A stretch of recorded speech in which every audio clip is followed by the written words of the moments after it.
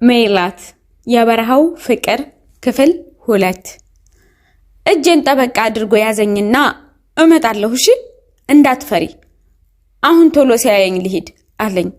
እኔም በጣም እየፈራው እሺ አልኩት። እርሱም እየተሽሎከለከ ሲሄድ የአጎቴ ጓደኛ አየው። የአጎቴ ጓደኛ በፍጥነት ወደኔ መጣና ሜላት ልጅ አንቺ ጋር ምን ሊያደርግ ነው የመጣው? ምንስ እያለሽ ነበር አለኝ። አጠያየቁ የቅናትም ይመስላል። እኔ ምን አውቃለሁ ምንም አላለኝም አልኩት። ፊቱ ሲለዋወጥ አየሁት። አንቺ እኮ ቆንጅዬ ትንሽዬ ልጅ ነሽ። ምንም ነገር ካልፈለገ እንዴትኛ ሳንኖር አንቺ ጋር ብቻውን ይመጣል አለኝ። እኔም እንዳልሰማ ቅርቅሬ ዝም አልኩት። ኮስተር ብሎ ንገሪኝ ምን ሊያደርግ ነው የመጣው? ምንስ እያለሽ ነበር አለኝ። እኔም ቆጣ ብዬ ምን ይለኛል ደግሞ ብስኩትና ውሃ ነው ሰጥቶኝ ሄደው አልኩት። ሜላት የኛ አይደል ለምን የኛን አትበይም እያለ ሊያባብለኝ ሞከረ። ከልጁ ይልቅ የአጎቴን ጓደኛ እጅጉን ፈራሁት። ሁኔታው አላማረኝም። እርሱ እኔን ለመቅረብና ለማቃለድ ይፈልጋል። እኔ ግን ፊቴ አይፈታም። ምንም ቢያወራኝ ደስ አይለኝም። አቀርቅሬ ዝም ስላልኩት ሜላት ላጎትሽ ነው የምነግረው ብሎ ሊያስፈራራኝ ሞከረ። እኔም ውስጤ በጣም እየፈራም እየተናደደም ንገረዋ አልኩት። አረረረ ልጁማ የሆነ ያለሽ ነገር አለ አለኝ። ፊቴን አዙሬ አኩርፌ ዝም አልኩት። እርሱም ብዙ ይቀባጥራል። እኔ ቀልቤ ሁሉ ጉሩሜ ጋር ነው። ምንም ሳያውቀኝ በጉልበቱ እየዳሃ እየመጣ የሚጠይቀኝን የሚያጫውተኝን ጉሩሜን እያሰብኩ በሐሳብ ጭልጥ ብያለሁ። ከዚያ ሁሉ ሰው መሃል እርሱ ብቻ ለኔ ማሰቡ እየገረመኝ እደነቃለሁ። አንዳንዴም እኔን ለማሳቅ ሲሞክር እንዲህ ሲለኝ እያሰብኩ እዩ አንቺን ለማየት ስመጣ የዳኩበት ጉልበት የተጋግጦ እያለ አንዳንዴም ሲድህ ድንጋይ ተንከባሎ እንዳያስነቃበት የሚያደርገውን ሁኔታ እያሰብኩ ቆይ ለምንድን ነው የሚያስብልኝ እያልኩ ስለሱ ብዙ ነገር እያወጣሁ እያወረዱ ሳለ ለካ የአጎቴ ጓደኛ ጥሎኝ ሄዷል። ግሩሜም የአጎቴ ጓደኛ እንደሄደ አይቶ ወደኔ ለመድረስ አንዴ ሲወድቅ አንዴ ሲድህ አየሁት። ፈገግ እያልኩ አንቺ ምን አለብሽ ሳቂ አይነት ነገር ፈገግ እያለ ወደኔ ለመድረስ ይዳክራል። አጠገቤ ሲደርስ ድምጼን ቀንስ አድርጌ አረቀስ ቀስ በል እንጂ ብዬ ሁኔታው አስገርሞኝ ፈገግ አልኩ። አረ ለምንድን ነው የምትስቂብኝ አለኝ። ሁኔታ ነው አልኩት።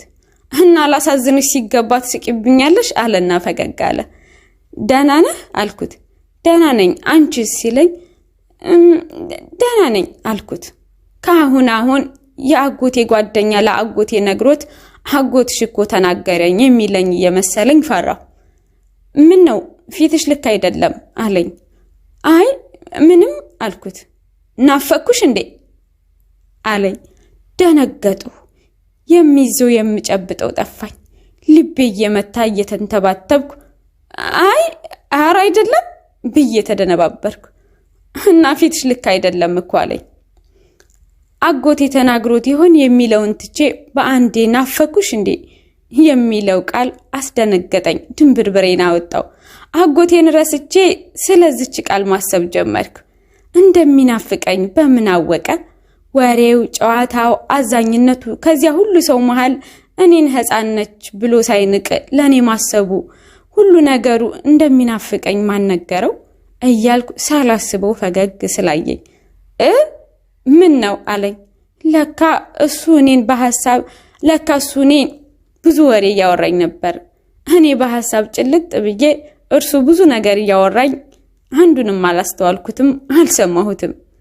ናፈኩሽ እንዴ የሚለው ቃል ብቻ ነው ትዝ የሚለኝ። ይሄን ሁሉ ወሬ ሳወራሽ ለማሳቅ ስቀባጥር ፈገግ ያላልሽ አሁን ነው ፈገግ የምትዩ ብሎ ጎንተል አደረገኝ። ብዬ ካለሁበት ሐሳብ ነቃሁ። የሆነ ነገርማ አለ አለኝ። ምን ማለት ነው? ምን ይኖራል ብዬ ተደናበርኩ። በቃ አትደንግጪ ስቀልድሽ ነው አለኝ። ብዬ በመደናበር እሺ አልኩት። እኔ ምልሽ አለኝ። አልኩት። እርሱ አተኩሮ እያየኝ እኔ በሙሉ አይኔ ለማየት እያፈርኩ ቀርቀር እላለሁ። የአጎትሽ ጓደኛ ብሎ ሲያረዝምብኝ መጀመሪያ ላይ የፈራሁት ነገር አሁን ትዝ አለኝ። በድንጋጤ የአጎቴ ጓደኛ ምን አልኩት።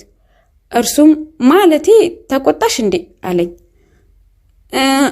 አይ አልተቆጣኝም አልኩና ቀርቀር ስል ምን ነው ቀና ብለሽ አማልሽኝ እንጂ አለኝ።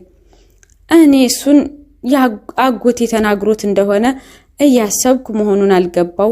ቀና ብዬ ማን ነው ቀና ብዬ ምን ነው አጎቴ ተናገረህ እንዴ ስለው እርሱ አያውቅም አለኝ።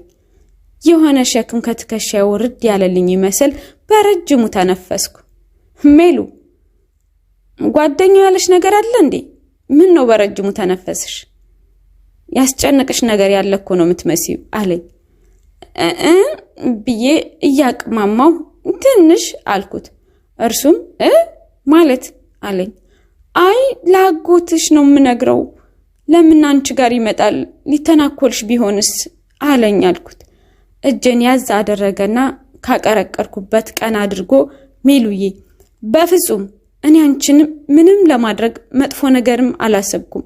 በጭራሽ እንዳትፈሪ። ገና ለገና ቆንጅዬ ህፃን ስለሆንሽ ለሌላ ነገር የፈለግሁሽ መስሎት ይሆናል።